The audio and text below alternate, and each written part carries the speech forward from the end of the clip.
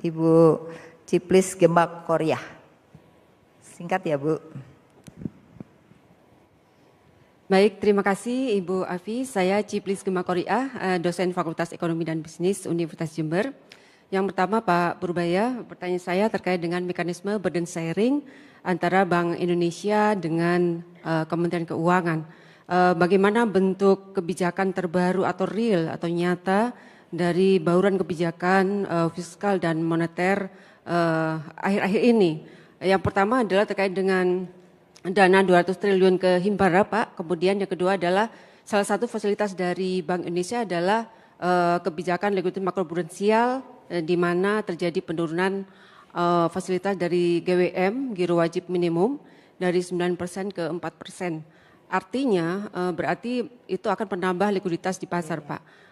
Sehingga bagaimana Bapak mengkomunikasikan kebijakan ini supaya pertumbuhan ekonomi terus tumbuh, kemudian inflasi dijaga, dan sedangkan exchange rate atau nilai tukar kita tetap terjaga Pak. Itu yang pertama. Kemudian yang kedua adalah bagaimana pemerintahan saat ini yang Bapak pimpin itu dapat sebisanya mengintegrasikan prinsip ESG, Pak, environment, social dan government. Okay. Baik dari sisi perencanaan, pengawasan dan pelaksanaan. Terima kasih Bu Afi. Terima kasih Bu. Silakan Pak, jadi mengungkap resikonya karena orang tuh selalu khawatir dengan hutang walaupun rasio-rasionya masih kita aman. Gimana Mas Purbaya? Wah, terus terang saya agak bingung karena pertanyaannya nggak kedengeran. Suaranya pelan. Saya coba tebak-tebak sedikit. Yang saya tangkap hanya burden sharing sama makroprudensial ya. Iya. Burden sharing saya nggak tahu kapan timbulnya, itu waktu krisis kemarin kan COVID. Kita dari istana nggak pernah minta burden sharing sebetulnya. Karena itu jelas langsung menghilangkan seolah batas antara fiskal dan moneter.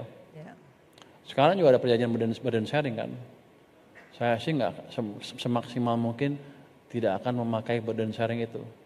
Biarkan moneter di pihak moneter jalan sendiri sesuai dengan pakemnya, saya akan jalan dengan pakem-pakem fiskal.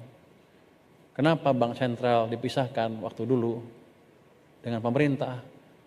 Supaya pemerintah atau politik tidak mempengaruhi kebijakan Bank Sentral yang dampaknya bisa jangkanya panjang. Kalau politik kan 5 tahunan, maka dipisah. Kalau kita jalankan burden sharing terus, seolah-olah menggabungkan lagi pemerintah dengan Bank Sentral, artinya Bank Sentral memonetize kebijakan fiskal. Itu yang nggak boleh sebetulnya. Itu di moneter tuh holy grail yang nggak boleh dijadiin satu. Tapi waktu krisis mungkin nggak apa-apa. Tapi ke depan akan kita hindari sebisa mungkin. Kalau yang kedua apa tuh ya? Makroprudensial. Kayak gini aja. Anda kira-kira takut kan kalau saya injek uang ke sistem, apakah akan menimbulkan inflasi? Play besar. Anda dosen bukan? Dosen fakultas apa? Ekonomi. Buka lagi bukunya. Jadi gini, nggak apa-apa. Itu tapi pertanyaan bagus sekali. Orang emang itu perdebatan di ilmu perekonomian. Nyetak uang atau menciptakan pertumbuhan ekonomi yang cepat, menimbulkan inflasi apa enggak? Itu debatnya namanya neutrality of money, apakah uang netral apa tidak. Ada yang bilang udah pakai rumus-rumus, ya netral. Artinya kalau Anda cetak uang, maka Anda akan mendorong inflasi, kira-kira gitu kan. Tapi nggak selalu seperti itu. Karena kalau seperti itu maka Bank Sentral Dunia nggak ada gunanya. Yang mereka kendalikan adalah uang, kadang-kadang dicetak, kadang-kadang dikurangin untuk menciptakan pertumbuhan. Ada teori yang lebih bagus, yang lebih advance untuk menjelaskan apa yang terjadi di perekonomian. Mereka bilang gini, kira-kira demand full inflation tidak akan terjadi ketika laju pertumbuhan ekonomi Anda berada di bawah laju pertumbuhan ekonomi potensialnya. Indonesia berapa?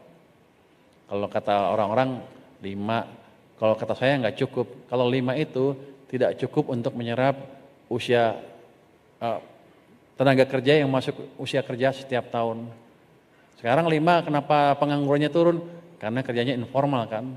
Desain ekonomi nggak seperti itu. Kita nggak mau warga negara kita kerjanya di informal, kalau bisa semuanya kaya di sektor formal. Jadi kita harus ciptakan pertumbuhan yang lebih cepat. Hitung-hitungannya berapa jadi potensial growth-nya. Untuk sekarang mungkin 6,7%. Jadi kita harus tumbuh di situ. Apa tuh? Nilainya 10. Saya nilainya 10 katanya. Harus tumbuh di sekitar di 6,7 minimal untuk menyerap tenaga kerja yang masuki usia kerja di sektor formal. Jadi saya bukan bicara tenaga kerja yang kurang terjamin masa depannya. Kita ngomong yang sektor formal yang terjamin masa depannya. Kayak gitu. Nanti kalau pertumbuhan ekonomi di atas sana dalam beberapa tahun baru timbul apa yang disebut demand pull inflation. Kalau sekarang terlalu dini, karena selalu setelah krisis kita nggak pernah tumbuh 6,5%. Jadi banyak tenaga kerja kita yang masih nganggur atau kerja pun di sektor informal, bahkan sarjana loh banyak yang seperti itu. Jadi Anda nggak usah takut kita tumbuh terlalu cepat sekarang, justru kita harus tumbuh lebih cepat supaya kita semua bisa kaya bersama. Iya, terima kasih.